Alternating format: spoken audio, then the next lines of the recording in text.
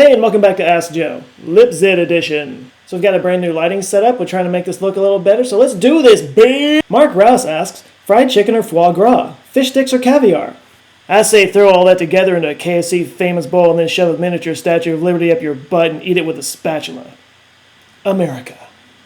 Patrick Sandlin asked, which is better, cake or pie? To throw in someone's face, pie. To have a stripper jump out of, cake.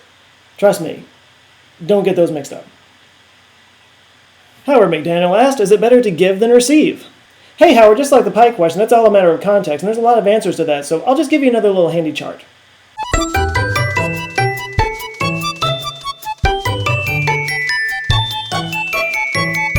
Cassidy Merriweather writes, why would anyone want a pet rat? Cassidy, you loved those rats and you know it.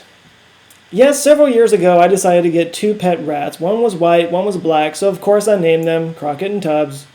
And it was one of those funny things because everybody was like, ew, a rat, that's disgusting. But then as soon as they came in, they'd look in the little cage and the rats would be playing around and eating on the nuts and stuff. And everybody thought they were the cutest things in the world. And you know what? They were.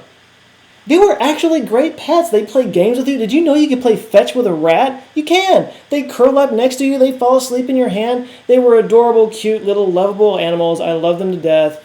And they really, they got me through some really hard times in my life. And then they died. Eric Grubbs asked, if you were to get a tattoo, what would you get? I'd get a tattoo of George Clooney's face. On my face. And then it would just be a matter of beating off all the girls. That's not the right word to use. Amy Kaplan-Denmer asked, what happened to choosing from column A and B in Chinese restaurants? Well, Amy, once upon a time those menus are printed here in the United States, but when they started getting shipped over to China, they saw how much more money they could make by putting hundreds of items on the menu, and so there you go. David LeBrun asked, if you could ask anybody one question and they had to tell the truth, who would the question be for and what would the question be? The person would be myself in 20 years, and the question would be, how much do you hate me right now? Rachel Schnitzes Rouse asked, what's your favorite all-time meal and where did you eat it? My favorite meal of all time was a sandwich. It wasn't a crazy sandwich. Truth was, there wasn't anything really all that special about it. It was a simple sandwich made of bread, prosciutto, and mozzarella, and a little bit of basil, a little bit of olive oil, some salt and pepper. That's all it was. It was served by this really angry old lady that didn't speak English and didn't even want to see us in her presence. And we drank it with a Coke out of a bottle. But we ate it on the steps of this church, in this town, on this trip. All sentimentality aside, it was an amazing sandwich. But it just goes to show that oftentimes the best meals are really about the best experiences. It's kind of like life. So a little bit of maintenance, house cleaning if you will.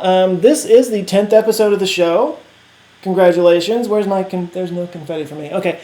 I really appreciate all the questions that come in. I really appreciate all the comments and all the shares and stuff like that.